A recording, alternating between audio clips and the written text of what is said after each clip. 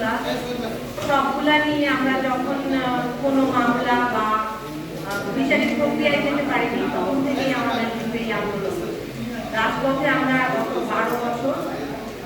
তো আমাদের সবার পক্ষ থেকে এটা বলার, আজকে আপনাদের সামনে আবার আরেকবার আসার, মায়ের ডাকে হয়ে আসার, যে গতকালকে এমন একটা ঘটনা হয় যেটা ভাইরালিমূলক এবং মায়ের ডাকে যেই প্রধান আমাদের যেই বাড়ি থেকে মায়ের ডাকের কাজ শুরু, মায়ের ডাকের প্রধান কর্মক্ষেত্র বলি আমরা সেটাকে, সে বাড়িতে। এবং এমন একটা সময়ে সেনাবাহিনীর একটা ইউনিট বাড়িতে যায় এবং তখন আমার মা থাকেন, আমার বড় ভাই ছিলেন। সেই সময়টাতে আমাদের মায়ের ডাকের প্ল্যাটফর্ম থেকে গুম মোক্ষের জন্য যে জাতীয় জাদুঘরের প্রদর্শনী হচ্ছিল, সেখানে একটা আলোচনা সভা ছিল, সেখানে রাজনৈতিক নেতারা জয়েন করেছিলেন। সেই অনুষ্ঠানটা ছিল 3টা থেকে 5টা পর্যন্ত এবং আমরা সবাই সেইটার উদ্দেশ্যে পথে ছিলাম। এবং আমরা যখন যাওয়ার পর রাস্তাতে খবর পাই যে বাড়িতে আর্মি এসছে এবং হচ্ছে তারা পুরো বাড়িতে হচ্ছে নিচতলায় দোতলায় আমার বৃদ্ধ মা ছিলেন বাড়িতে, আমার মা ছিলেন, আমার ভাই গুম হয়ে গেছে, তার মেয়ে ছিলেন আরওয়া ইসলাম, আর আমাদের বাড়িতে যারা সহকারী ছিলেন। আমার বড় ভাই এই প্রোগ্রামে আসার জন্য রেডি হয়েছিলেন, তিনি বের হচ্ছিলেন বাড়িতে। তো তাকে কোনো কিছু না বলেই আর্মির যে ইউনিটটা গেল এবং তাদের কোনো নাম বা ব্যাগ ছিল না, তাদেরকে জিজ্ঞেস করা হচ্ছিল যে তারা কেন নিয়ে যাচ্ছেন, তারা কোনো জবাব দিচ্ছিল না, তারা জবাব দেওয়াটা জরুরিও মনে করেন। আমার ভাইকে গাড়িতে উঠিয়ে নিয়ে গেলেন, মানে 5 মিনিটের মধ্যে ভাইকে উঠে নিয়ে যাওয়ার পরে পরবর্তীতে যেটা করলেন, আমার যে বৃদ্ধ মা তাকে দোতলায় নিয়ে যেতে, তাকে আর দোতলায় আসতে দেওয়া হলো না। প্রত্যেকটা দোতলা যে রুমগুলা, সেটাতে সব জিনিসপত্র উল্টে পাল্টে তারা সার্চ করলেন। ছোট একটা বাচ্চা, যেটা 13 বছরের একটা মেয়ে, তাকে কোনো গার্ডিয়ান ছাড়া বেডরুম থেকে টেনে নিয়ে লিভিং রুমে আলাদা করে রাখা হলো। এবং এতটাই প্যানিক ছিল বাচ্চাটা, আমাদের সাথে যে সহকারী ছিল বাসায় তাকে জড়িয়ে ধরে রেখেছিল সানিয়া। এবং এইভাবে করে আসলে কোনো ইউনিট বা কোনো প্রশাসনের কোনো ইউনিট কি আসলে এইরকম আচরণ করতে পারে কিনা, এটা আমার আসলে জানার অনেক মনে হচ্ছে যে প্রয়োজন।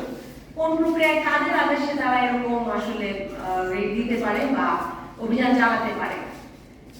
পরবর্তীতে আমরা যখন আসলে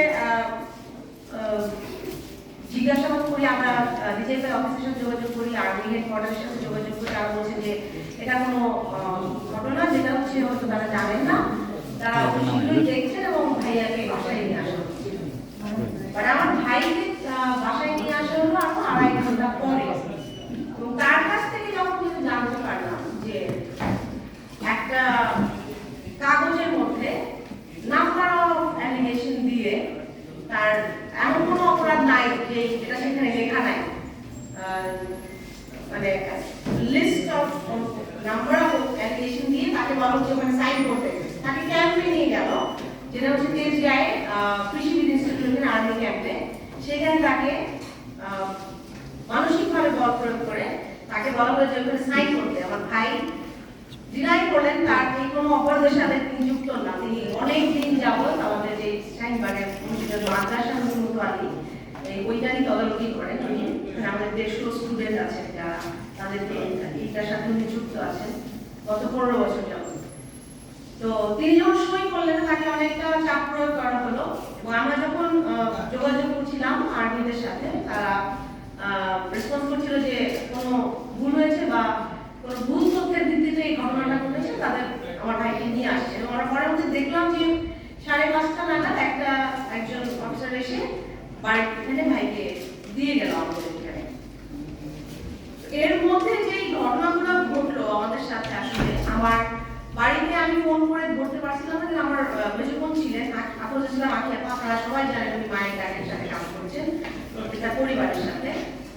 তাদের সবার হাত থেকে ফোন কেড়ে নিয়ে যাওয়া হয়েছিল এবং আমার বাড়ির ছোট বাচ্চা আলাদা কেয়ারটেকার ছিলেন, বাড়ির কারো হাতে ফোন ছিল না, মানে তাদের ফোনগুলো কেড়ে নেওয়া হয়েছিল, আমরা যোগাযোগ করতে পারছিলাম না তাদের সাথে। তার পরবর্তীতে যেটা করলো যে প্রত্যেকে আমাদের পরবর্তী যে বিলিয়ে আমি তাকে সিকিউরিটি জিজ্ঞেস করা হলো আমি কোথায়, আমি সন্ধিতায় ছিলাম তুলি কোথায় এবং পরিবারের বা আরো মানুষজনেরা কোথায়, তাদের থেকে ওনারা খুঁজছেন। এবং পরবর্তীতে গেট থেকে বের হওয়ার পরে ওনারা খুঁজতে আমাদের যে পরিবারের আরো সদস্যরা ছিল সবাইকে জিজ্ঞেস করছেন সিসিটিভির কন্ট্রোলটা কোথায়, সিসিটিভির রুমটা কোথায়। পরবর্তী পাশে একটা বিল্ডিং ছিল, আমি সেখানেও যাই এবং সেখানে গিয়ে তারা চেষ্টা করে যে সিসিটিভির যে ফুটেজ সেটাকে ডিলিট করার জন্য। তো সিসিটিভির যদি কোনো লিগ্যাল অপারেশন কেউ করতে আসে তাহলে সিসিটিভি ফুটেজ ডিলিট করতে যাবে না। আরেকটা কথা হচ্ছে যখন আমার ওখানে যারা ছিলেন অফিসার হুজুররা ওনারা বলেন যে আপনারা সিসিটিভি দেখেন, আপনারা ইউনিফর্মে এসে, কিন্তু আপনারা তো ডিলিট তো তখন হার্ড ডিস্ক খুলে নিয়ে যাবেন, এরকম একটা ধমক দেয় তাদেরকে এবং এগুলো খুব রুট বিহেভ করে। আমার মাকে দোতলায় নিয়ে গিয়ে আমার মাকে দোতলা থেকে নিচে নামতে দেওয়া হয় না। এই ঘটনাটা আমি এই জন্য বলছি, আমি একটু বলতে চাই যে আমরা কোনো ওয়ারেন্ট দেখিনি এবং এটা যদি যে কোনো কোর্স হয়, যদি এটা যৌথ বাহিনী ছাড়া পুলিশ ছাড়া এছাড়া কি আসলে এরকম কোনো অপারেশন করা যায় কিনা, এই ক্ষমতার আদেশটা আসলে তাদের পক্ষ থেকে এসে আমাদের ইন্ডিয়ান গভর্নমেন্টের পক্ষ থেকে এসছে নাকি সেনাবাহিনীর পক্ষ থেকে এসছে, এরকম অভিযান কিভাবে চালানো যায় যেখানে ওই এলাকার কোনো পুলিশ ছিল না তাদের সাথে।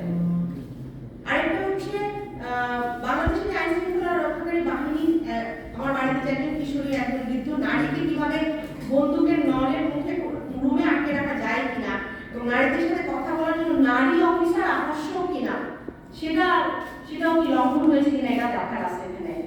কারণ একজন পুলিশ অফিসার একজন লোক কিভাবে এক ছোট মেয়ে কিশোরীকে হাতে ধরে টেনে লিভিং রুমে নিয়ে যায়, এই অধিকারটা আসলে এইরকম অভিযান চালানোর এখতিয়ার তাদেরকে কে দিল। আরেকটা যেটা আমি বলতে চাই যে ভুক্তভোগী পরিবারগুলোর উপরে আসলে চাপ প্রয়োগ করার জন্য আমরা আসলে ঘুম নিয়ে যে কাজগুলো সম্প্রতি চলছে আমাদের গত 3 সপ্তাহ যাবত আমরা জায়ের কমিশনে আমরা প্রত্যেকটা কেস নিয়ে যাচ্ছি এবং ঢাকার এবং ঢাকার বাইরের পরিবারগুলোর যে প্রমাণ সহ তাদের ঘটনা বর্ণনা প্রত্যেকটা কেস নিয়ে আমরা কাজ করছি। তো এটা একটা অনেক বড় মনে হচ্ছে যে কৌশল যেখানে এই কাজগুলোর মধ্যে বাধা দেওয়া হোক, প্রতিহত করা হোক এবং আসলে কেন এই ঝামেলাটা এই সরকারের সময় আমাদেরকে ফেস করতে হচ্ছে আমরা আসলে এখনো জানি না, আমাদের কাছে ক্লিয়ার না। আর আরেকটা যেটা হচ্ছে আপনারা দেখবেন যে একটা প্রেস রিলিজ করেছে তারা ISPR এর পেজ থেকে।